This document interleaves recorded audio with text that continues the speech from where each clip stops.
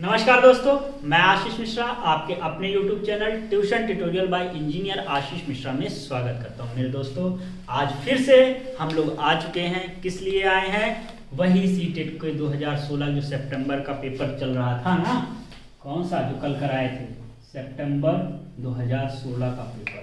तो हमने 10 क्वेश्चंस का डिस्कशन कर दिया था। आज हम लोग अगले 10 क्वेश्चंस का डिस्कशन करेंगे, फिर कल अगले 10 क्वेश्चंस को करा के 2016 के मैथ के 300 क्वेश्चंस को करा देंगे। तो अब की बार आखिरी बार ऐसा मन में विचार रखिए और शुरू करते हैं सितंबर 2010 का आज का पहला क्वेश्चन यानी कि 11वां क्वेश्चन स्टार्ट करते हैं।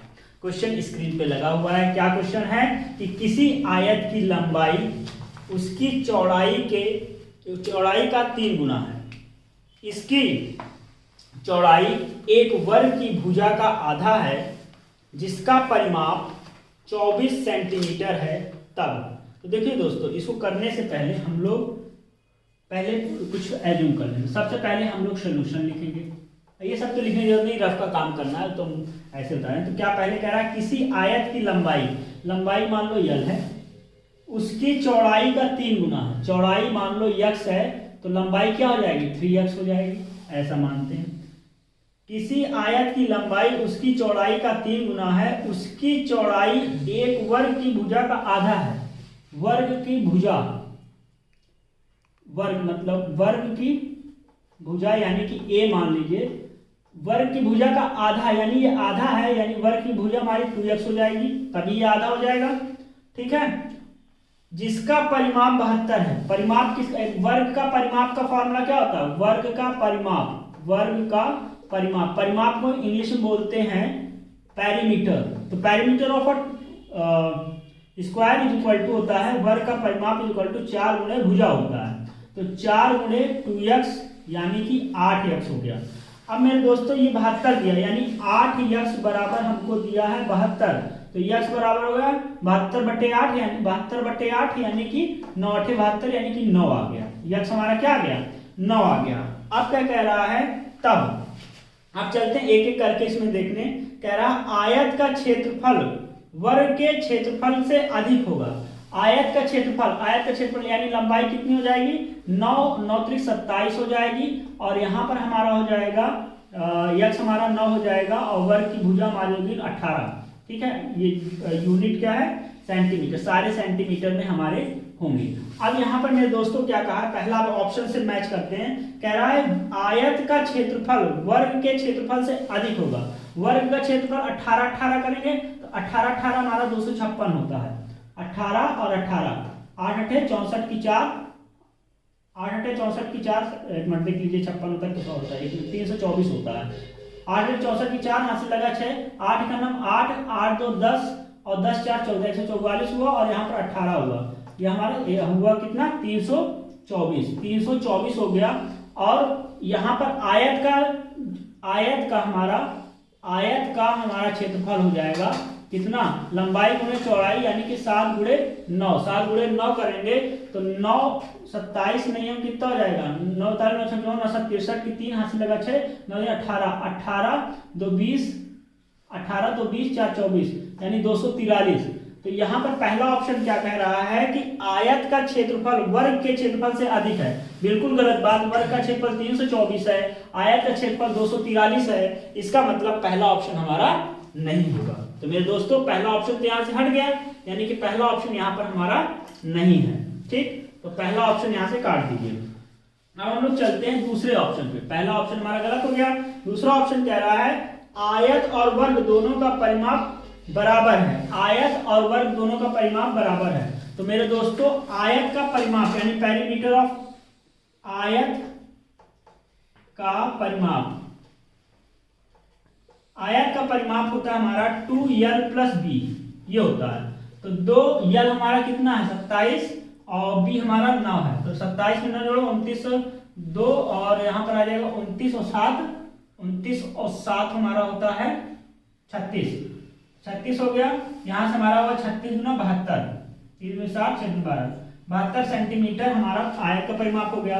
अब वर्ग का परिमाप होता है, वर्ग का परिमाप हमको दिया ही है, वर्ग का परिमाप भी 72 दिया, यानी ये वाला ऑप्शन हमारा बी ऑप्शन यहाँ पर करेक्ट हो गया। अब बी जब ऑप्शन करेक्ट हो गया तो आगे देखने की हमको जरूरत नहीं, आगे आप देखिएगा आयत सी ऑप्शन क्या, आयत का परिमाप वर्ग के परिमाप से कम है, जब बड़ा हो गया तो कम होने की बात ही नहीं होती है। वर्ग और आयत दोनों का क्षेत्रफल बराबर है, बराबर है ही नहीं है, इसका मतलब मेरे दोस्तों 20 का ऑप्शन सही है। समझ में आ गई बात, कोई दिक्कत? अब हम लोग अगला क्वेश्चन करते हैं। अगला क्वेश्चन क्या है, इसको रफ कर दे रहे हैं, ठीक है। अगला क्वेश्चन क्या है मेरे दोस्तों, अगला क्वेश्चन आपके स्क्रीन पर लगा हुआ है, क्या हुआ है, लगा हुआ है। अगला क्वेश्चन आपके स्क्रीन पर लगा हुआ है मेरे दोस्तों। वो क्वेश्चन क्या है, वो क्वेश्चन है, देखिए क्वेश्चन आपके बोर्ड में लगा है, यह है गणित से भयभीत होने और उसमें असफल होने के लिए निम्नलिखित में से किसे एक कारण नहीं माना जा सकता। मतलब कोई भी बच्चा, आपके पास कोई बच्चा है, वो बच्चा गणित से भयभीत है, तो भयभीत होने और उससे असफल होने के लिए इनमें से कौन सा ऐसा कारण है जो कि नहीं है, मतलब भयभीत नहीं होता। पहला हमारा लैंगिक भेद, दूसरा हमारा कक्षा कक्ष का अनुभव और प्रतीकात्मक संकेत, गणित की संरचना। तो देखिए मेरे दोस्तों, तो जब कोई बच्चा हमारा गणित से भयभीत कब होगा, देखिए कक्षा कक्ष का अनुभव, वहां का अनुभव क्या है, अनुभव के हो सकता है कि अनुभव हमारा बेकार है, उससे बच्चा भयभीत हो जाए, ठीक है, क्योंकि वातावरण भी भयभीत होने का कारण हो सकता है। अब उसके बाद प्रतीकात्मक संकेत, प्रतीकात्मक संकेत में भी हो सकते हैं, जैसे प्लस माइनस गुणा और जो भी अलजेब्रिक एक्सप्रेशन, जितने भी डिफरेंट टाइप के हमारे सिंबल्स, ये प्रतीक यूज होते हैं गणित में, वो भी बच्चों को भयभीत कर देते हैं, बच्चों को डर उत्पन्न कर सकते हैं। कैसे कर रहा है बच्चा, प्लस को माइनस नहीं समझ नहीं पा रहा है, और इस वजह से वो भयभीत हो सकता है, तो इसलिए ये भी कारण हो सकता है। गणित की संरचना, गणित की संरचना भी एक विशेष कारण होता है, मतलब कि बच्चे को भयभीत होने के लिए। लेकिन जो लैंगिक भेद है, लैंगिक भेद, इससे कोई संबंध नहीं है, इस वजह से हमारा ए ऑप्शन इसका सही होगा। तो ये हमारा ये क्वेश्चन रहा, यानी इसका आंसर कौन सा सही है, इसका आंसर हमारा ए वाला सही है। अब मेरे दोस्तों हम लोग अगले क्वेश्चन की ओर चलते हैं, और अगला क्वेश्चन आपके स्क्रीन पर लगा हुआ है। वो क्वेश्चन क्या है, देखिए कक्षा 2 की एक शिक्षिका ने, एक शिक्षिका है जो कक्षा 2 की एक शिक्षिका ने अपने विद्यार्थियों को 4 इकाई और 3 दहाई लिखने के लिए कहा। कुछ विद्यार्थियों ने 34 के स्थान पर 43 लिखा। कुछ ऐसे विद्यार्थी थे जो 34 के स्थान पर 34 के स्थान पर 43 लिख दिया, उल्टा लिख दिया।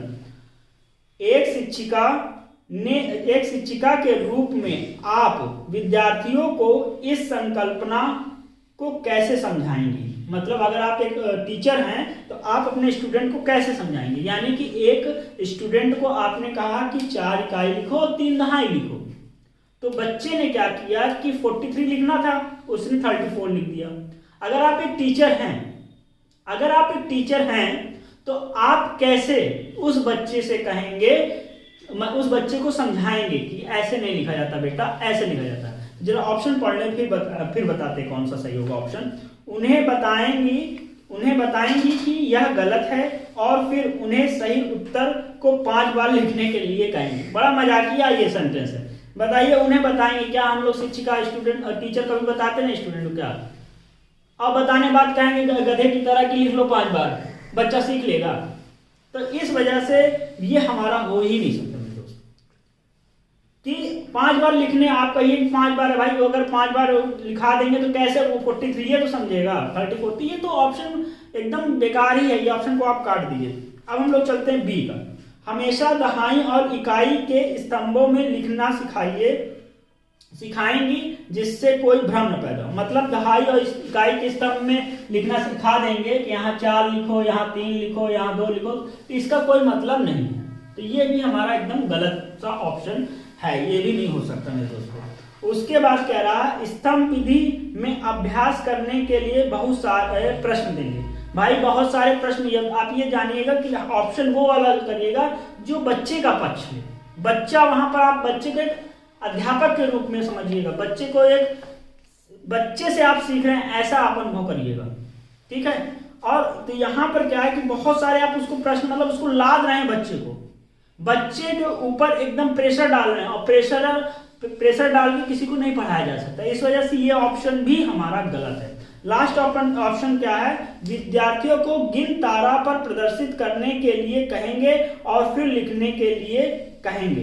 गिन तारा आप जानते हैं, जो बचपन में आप लोगों को ये दिखाया गया, किताबों में बना और आपके पास स्कूलों में भी होगा कि इस तरह बताया कि भाई यहाँ पर ये इकाई है, ये दहाई है और ये सैकड़ा का है। तो यहाँ पर जब एक ज्यादा हो जाता मतलब 10 के बाद 11 होगा तो ये इधर चला आएगा, ऐसे आपको पढ़ाया गया है ना। तो इसके थ्रू आप करेंगे तो एक अच्छे तरीके से बच्चा समझेगा। इस वजह से इसका ये वाला ऑप्शन हमारा सही है। तो मेरे दोस्तों इसका ऑप्शन नंबर हमारा डी सही है, ठीक है। कोई दिक्कत समझ में आया? चलिए हम लोग अगला क्वेश्चन देखते हैं। अगला क्वेश्चन क्या है, वो भी हमारा बहुत सुंदर सा क्वेश्चन है कि गणितीय खेल और पहेलियां मदद करते हैं। मतलब गणितीय खेल, गणित जब समझाते हैं तो उसमें खेल और पहेलियां जो होती हैं, मतलब बच्चों को खेल के द्वारा आप समझा रहे हैं या पहेलियों के द्वारा समझा रहे हैं तो मदद करती हैं। तो आइए ऑप्शन देखते हैं कौन सा ऑप्शन इसमें सही होगा। आप भी बताते रहिए कि कौन सा ऑप्शन सही है। तो मेरे दोस्तों क्या है, गणित के प्रति सकारात्मक अभिवृत्ति को विकसित करने में। देखिए किसी भी चीज को अगर आपको पढ़ा रहे हैं खेल और पहेली के माध्यम से, तो बच्चे का सबसे पहला क्या इसमें क्या होता है, जैसे पहले हम लोग समझ लेते हैं तब इसको ऑप्शन को देखते हैं। बच्चे के अंदर अभिरुचि पैदा होती है, मतलब उसके अंदर उस सब्जेक्ट के प्रति, कोई भी सब्जेक्ट हो, गणित ही नहीं और भी सब्जेक्ट, तो यहाँ गणित की बात हो रही तो हम गणित विषय को ही लेंगे। गणित विषय में क्या होगा, बच्चे को जब आप पहेली या खेल के माध्यम से आप पढ़ाएंगे, आप अपने आप को एक अध्यापक मानकर चलिए। तो आप जब उस बच्चे को पढ़ाएंगे उसके अंदर पहली बात तो उस सब्जेक्ट के प्रति भय निकल जाएगा, उसके अंदर कोई भय नहीं रहेगा उस सब्जेक्ट के अंदर, और वो मनोरंजन की तरह मतलब एक इंटरेस्ट डेवलप करेगा उस चैप्टर उस सब्जेक्ट को पढ़ने के लिए। और क्या होगा मेरे दोस्तों, उसकी विकास होगा, उसके मन में, उसके मस्तिष्क में एक विकास उत्पन्न होगा, उसका मस्तिष्क विकसित होगा और वो उस सब्जेक्ट के प्रति सोचना प्रारंभ कर देगा, ठीक है। तो अब आते हैं ऑप्शन में पढ़ने। अब उसमें क्या है कि गणित के प्रति सकारात्मक अभिवृत्ति को विकसित करने में, बिल्कुल सही बात है, उसके अंदर एक सकारात्मक भाव उत्पन्न होगा गणित विषय के प्रति। जैसे कुछ बच्चों का होता है ना कि कुछ बच्चे हमारे जैसे और भी बच्चे हैं, तो वो जो है गणित के प्रति बड़े नीरस टाइप के हो जाते हैं, मतलब गणित उनको अच्छी नहीं लगती। क्यों? क्योंकि उनकी बेसिक शुरू की बेसिक जो है वो सही नहीं होती है। अब क्या उसके कारण है वो वही जानते हैं, मैं उस पर कोई कमेंट नहीं करना चाहता, ठीक है मेरे दोस्तों। तो सबसे पहले तो बच्चों को खेल और पहेली या किसी भी तरह अच्छे से अच्छे तरीके टेक्निक्स जो यूज करते हैं टीचर्स लोग, उसके थ्रू बच्चों को समझाना चाहिए, जिससे बच्चा सही से समझ सके उस प्रश्न को और उसका मनोरंजन में इंटरेस्ट डेवलप हो। तो और इंटरेस्ट जब डेवलप होगा, जब पहेली और कहानी के माध्यम से बताएंगे तो बच्चे के अंदर अभिरुचि पैदा होगी और उससे उसकी क्या होगा, विकास होगा और उसको विकसित करेगा, मतलब सकारात्मक अभिवृत्ति का विकास होगा। दूसरा क्या है, गणित और प्रतिदिन के विचारों में संबंध स्थापित करना। बिल्कुल सही बात, अपने कोई भी सब्जेक्ट हो, उस सब्जेक्ट को आप व्यवहारिक मतलब कि रोज के जीवन से समझाइए। अब जैसे कि मैं आपको एक सिंपल से उदाहरण बता दें, जैसे कॉम्बिनेशन रिएक्शन होता है, ठीक है। तो उसमें क्या है कि दो अलग अलग सब्सटेंस आपस में मिलकर एक सिंगल सब्सटेंस में कन्वर्ट हो जाते हैं रिएक्शन के बाद, तो उसको बोलते हैं कॉम्बिनेशन रिएक्शन। तो इसको कैसे समझाना ये मैं आपको बता रहा हूँ। तो आप क्या कहेंगे कि हमारे यहाँ घर पे मिठाई बनाती है मम्मी, तो मिठाई बनाने में क्या प्रयोग होती है, चीनी और दूध। अब उसको आप ये बताइए, पानी भी डालती हैं, चीनी और दूध का प्रयोग करती हैं और उसके बाद हीट देती हैं, मतलब कि उष्मा देती हैं, तो वो मिठाई में कन्वर्ट होता है। ऐसे करके मतलब व्यवहारिक जीवन में मतलब कि उसके आस पड़ोस की चीजों के साथ संबंध स्थापित करके आप बच्चों को सिखा सकते हैं। इसका मतलब कि हमारा बी भी सही है, गणित और प्रतिदिन के विचारों में संबंध स्थापित करने में, गणित को आनंददायक बनाने में और ये पहेली और खेल का प्रयोग करेंगे तो उससे क्या होगा, आनंददायक तरीके से भी बन जाएगा, उसके लिए अंदर आनंद आने लगेगा उसको।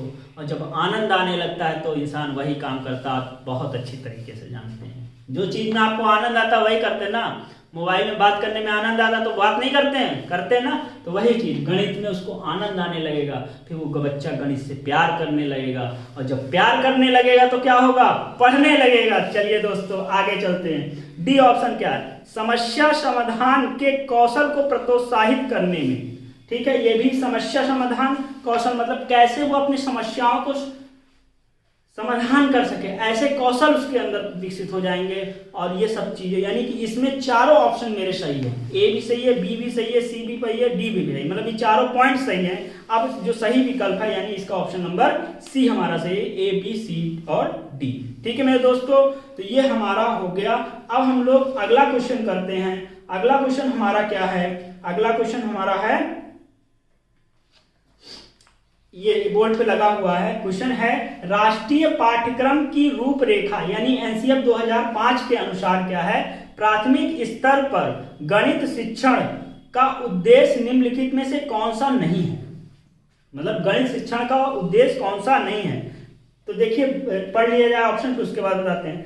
तर्क संगत, क्या करें, तर्क संगत विचारों को प्रोत्साहित करना।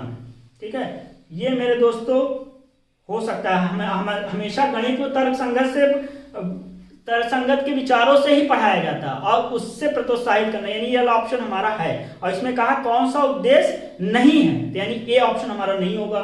उसका कारण गणित में उच्चतर और अमूर्त पढ़ाई की तैयारी कराना। तो मेरे दोस्तों जो कक्षा हमारे 1 से 5 तक के विद्यार्थी हैं वहां पर अमूर्त की बात ही नहीं की जाती है। वहां पर अमूर्त जो शब्द है, अमूर्त भाषा में हम बात करेंगे नहीं, इसलिए ये ऑप्शन हमारा नहीं होगा। फिर हम लोग अगली बात करते हैं, गणित को बच्चों की मतलब कि ये वाला ऑप्शन हमारा सही है क्योंकि यही नहीं है एनसीएफ 2005 में। ठीक है, यानी बी ऑप्शन सही, लेकिन आगे की भी ऑप्शन हम लोग पहले पढ़ लें। गणित को बच्चों की जिंदगी के अनुभव का भाग बनाना, इसको हम पिछले वाले ऑप्शन में बता चुके हैं। तो इसमें हम क्या कर सकते हैं, गणित को बच्चों की जिंदगी के अनुभव का भाग बना सकते हैं, ये भी एनसीएफ 2005 कहता है। उसके बाद समस्या समाधान और समस्या प्रस्तुत करने के कौशल को प्रोत्साहित करना, मेरे दोस्तों ये भी ऑप्शन है, यानी इसका ऑप्शन नंबर बी हमारा सही है। ठीक है मेरे दोस्तों, अब हम लोग अगला क्वेश्चन करते हैं। अगला क्वेश्चन आपके बोर्ड पे लगा हुआ है, क्या है देखिए मेरे दोस्तों, 200 और 400 के बीच में 30, 45 तथा 60 का सबसे छोटा सर्वगुणज डिवाइडेड बाई 15, 24 और तथा 45 का सबसे बड़ा सर्वगुणज बराबर है। तो मेरे दोस्तों 200 और 400 के बीच में 30, 45 और 60 का सबसे छोटा गुणज, सबसे छोटा सर्वगुणज, इसका मतलब क्या, एलसीएम की बात कर रहा है। किस चीज का, 30, 45 और 60, इसका एलसीएम जब आप ले लेंगे तो यहाँ पर मेरे दोस्तों आ जाएगा, 2 से आप करेंगे, यहाँ पर आ जाएगा 15, यहाँ पर आ जाएगा 45, यहाँ पर आ जाएगा 30, फिर आप 2 से कर देंगे, 15 आ जाएगा, 45 आ जाएगा और यहाँ पर हमारा 15 आ जाएगा। अब आप 15 से कर दीजिए, 1 आ गया, 15 3 45 आ गया, 15 आ गया और 3 से किए 1 आया, 1 आया, 1 आया। इसलिए हमने 15 से करवा दिया क्योंकि अब आप बड़े हो गए हैं। आपको मैं बता रहा हूँ जल्दी करने का भी, क्योंकि एग्जाम में जल्दी करना है तो इस तरह भी आप जल्दी करते हैं। बाकी आपको बेसिक से देखना है तो मेरे दोस्तों अगर आपको बेसिक से देखना है तो आप हमारे बेसिक वाला कॉन्सेप्ट देखिएगा, वहां पर हमने एलसीएम से पढ़ाया है। 15 3 45 और चौको 60, 45 और चौको 60 नहीं, 45 चौको हो जाएगा, 5 चौको 20, हाथ से लगा दो, 4 चौको 16, 17, 18, 180 आ गया मेरे दोस्तों। कितना आ गया, 180। ठीक है, 180 इसका एलसीएम हो गया, लेकिन हमको 200 और 400 के बीच में चाहिए तो ये इसका नहीं होगा। अब इसका जस्ट डबल कर लो, क्योंकि अब डबल 180 फिर 180, तो यहाँ पर हमारा आ जाएगा 0, 8 दूनी 16, हासिल लगा 1, 3 दूनी 6, 2 1 2 3, 360। 360 200 400 के बीच में होता है तो सबसे छोटा जो सर्वगुणज होगा वो हमारा 360 होगा। इसका क्या होगा, सबसे छोटा सर्वगुणज 360। अब उसके बाद मेरे दोस्तों 360 को हमको क्या करना है, डिवाइड करना है। किससे करना है मेरे दोस्तों, 15, 24 और 45 का सबसे बड़ा सर्वगुणज 15 और क्या है 24 और 45, 15, 24 और 45, 24 और 45। तो मेरे दोस्तों 15, 24 और 45 में क्या होगा, 15 को लिख सकते हैं 3 × 5 = 15 और यहाँ पर हमारा आ जाएगा 2 दूनी 4, 4 × 6 = 24 यानी 2 × 3, 3 दूनी 6 दूनी 12 दूनी 24। ठीक है मेरे दोस्तों। अब 45, 9 × 5 = 45 यानी 3 × 3 × 5। तो यहाँ पर HCF हमारा जो हो जाएगा वो तीनों में कॉमन, यानी तीनों में 3 ही कॉमन है, बाकी कुछ नहीं कॉमन है। तो 3 हमारा ऑप्शन हो जाएगा। तो इसको 3 से डिवाइड कर देंगे तो 360 डिवाइडेड बाई 3, 3 × 9 = 3, 3 दूनी 6 यानी कि 120 हमारा इसका आंसर होगा, जो कि ऑप्शन नंबर हमारा बी है मेरे दोस्तों। अब हम लोग अगले क्वेश्चन की ओर चलते हैं। अगला क्वेश्चन हमारा क्या है, आइए देखते हैं। बोर्ड पे लगा हुआ है, अगला क्वेश्चन हमारे बोर्ड पे लगा हुआ है। क्या क्वेश्चन है कि अगला क्वेश्चन आपके स्क्रीन में लगा हुआ है मेरे दोस्तों। क्या है, एक संख्या 100 से आधी से छोटी है। 100 से आधी यानी कि 50, 100 का आधा क्या होगा 50, यानी 50 से वो संख्या हमारी छोटी है और 4 दहाई तथा 5 दहाई के बीच में। 4 दहाई और 5 दहाई का मतलब है, 4 दहाई मतलब 40 और 5 दहाई का मतलब 50। दूसरे शब्दों में कहा कि 4 दहाई और 5 दहाई के बीच में, यानी कि इसके बीच का कोई नंबर है, 40 और 50 के बीच का कोई नंबर है। इसके इकाई का अंक दहाई के अंक से 1 कम है, यानी इकाई का अंक जो है वो दहाई के अंक से 1 कम है। यदि संख्याओं का योग 7 है तो अंकों का गुणनफल बताएं। तो मेरे दोस्तों इसको तो आप ऑप्शन देख के कर सकते हैं। ऑप्शन में हमारा 16 है, 20 है, 24 है और 43 है। तो मेरे दोस्तों आप देख सकते हो कि ये 40 और 50 के बीच में केवल एक ही संख्या है, कुछ करना ही नहीं है। अब बस चेक कर लो, दहाई का अंक इकाई के अंक से 1 ज्यादा है, यानी कि दहाई का इकाई का अंक हमारा 1 कम है। ये भी ऑप्शन हमारा, ये भी हमारे क्वेश्चन में बोला गया था। उसके बाद इन दोनों को जोड़ेंगे 7 आएगा, 4 में 3 जोड़ो 7 आएगा। तो ये हमारा यानी ऑप्शन नंबर इसका डी सही है। तो अब हम लोग अगला क्वेश्चन देखते हैं। ये समझ में आ गया। अगला क्वेश्चन हमारा क्या है दोस्तों, अगला क्वेश्चन है 15 दिनों में मिनटों की संख्या बराबर है, निम्न में से किसके सैकड़ों की संख्या के हैं। सॉरी गलत क्वेश्चन बोल दिया, फिर से पढ़ते हैं। देखिए अगला क्वेश्चन आपके स्क्रीन पर लगा हुआ है। क्या है, 15 दिनों में मिनटों की संख्या बराबर है, निम्न में से किसके सेकंडों की संख्या के बराबर है। तो 15 दिन में मेरे दोस्तों मिनट कितना होगा, 15 दिन में 15 दिनों में क्या होगा, 15 दिन में हमारे पास 15 दिनों में हमारा हो जाएगा 15 गुणे, एक दिन में 24 घंटे होते हैं और 24 घंटे में 60 मिनट होते हैं। ठीक है मेरे दोस्तों, इसमें कह रहा है 15 दिनों में मिनटों की संख्या। अब ये मिनट की संख्या कितने सेकंडों की संख्या के बराबर है। तो देखिए यहाँ पर हमारा हो जाएगा, इसको लिख सकते हैं 3 × 5 = 15 और 6 × 4 = 24 यानी कि 2 × 2 और 2 × 3, 2 दूनी 4, 2 दूनी 4, दूनी 8, 8 × 3 = 24। ठीक है, अब उसके बाद 60 को ऐसे रहने दो। अब यहाँ पर हमारा हो जाएगा 3 दूनी 6, 6 × 5 = 30, दूना 60, यानी कि यहाँ पर से 3 × 2 अलग कर लो, 3 और 2 अलग कर लो तो 5 दूनी 10, 10 दूना 20, 3 = 60, यानी कि 60 × 60। और यही 60 × 60 क्या होता है, सेकंड होता है मेरे दोस्तों। ठीक है, अब यहाँ पर हमारा आ गया 6 और 60 × 60, ये हमारा सेकंड है और यही सेकंड को हम आवर में भी लिख सकते हैं। तो हमारे 6 आवर जो है इसका आंसर है, जो कि ऑप्शन नंबर हमारा बी सही है। ठीक है मेरे दोस्तों, अब हमारा सेकंड लास्ट क्वेश्चन जो हमारा है वो ये है, स्क्रीन पे लगा हुआ है क्वेश्चन। क्वेश्चन क्या है, संतरे के 15 लीटर और 286 मिलीलीटर जूस को गाजर के 19 लीटर 714 मिलीलीटर जूस में मिलाया जाता है। ठीक है दोस्तों, इस मिश्रण में से 12 लीटर 750 मिलीलीटर जूस प्रयोग में लाया जाता है और शेष को बोतलों में भर दिया जाता है, जहां प्रत्येक बोतल में 250 मिलीलीटर जूस आता है। बोतलों की संख्या ज्ञात करिए। कभी जूस पिए? नहीं पिए, चलिए आज पिलाते हैं आपको जूस। क्या कर रहा है, संतरे का जूस, संतरा हमारा कितना है, संतरा हमारा है 15 लीटर, 15.5 286 मिलीलीटर, मतलब इसको लीटर कह सकते हैं, तो इतना हम लीटर लिख देते हैं, 15.286 लीटर। अब उसके बाद गाजर का जूस, गाजर का जूस कितना है भाई साहब? गाजर का जूस है 19 लीटर 714 मिलीलीटर, यानी 19.714 लीटर जो है इसको मिलाया जा रहा है। इसको जोड़ दो तो 6 4 10 हासिल लगा 1, 8 1 9 10, 0 हासिल लगा 1, और ये हमारा हो जाएगा 10 हासिल लगा 1, 9 1 10, 10 5 15 हासिल लगा 1 2 1 3, यानी 35 लीटर हमारे पास जूस है। कितना है? 35 लीटर हमारे पास जूस है। अब कह रहा है कि 12 लीटर और 750 लीटर जूस प्रयोग में लाया जा रहा है, तो शेष कितना बचेगा? तो कितना 12 दशमलव कितना है 12 और 750 प्रयोग में ला रहा है, 750 लीटर इतना हमारा जूस प्रयोग में आ गया। इसको माइनस कर दो तो शेष जूस जो हमारे पास बचेगा वो हमारा दोस्तों क्या बचेगा?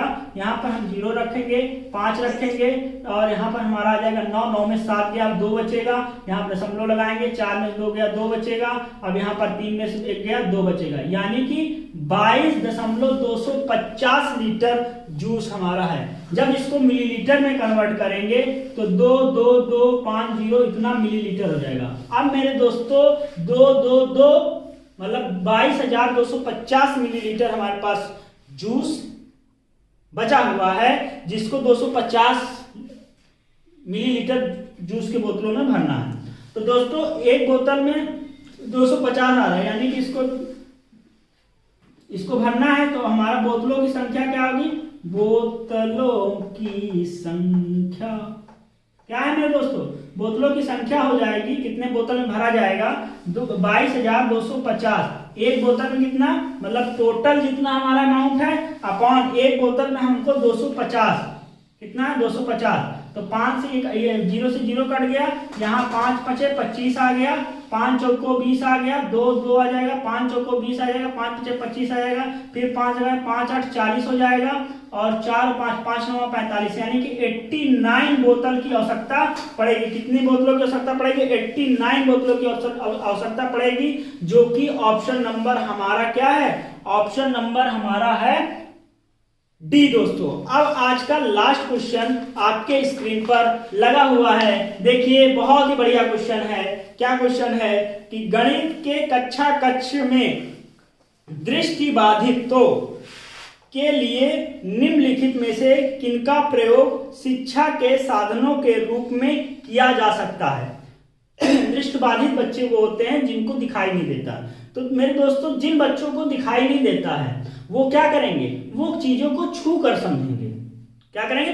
चीजों को टच करके समझेंगे। तो दोस्तों अब यहाँ पर कह रहा है कि गणित की कक्ष में दृष्टिबाधितों के लिए निम्नलिखित में से किसका प्रयोग शिक्षा के साधनों के रूप में किया जाता है भाई साहब।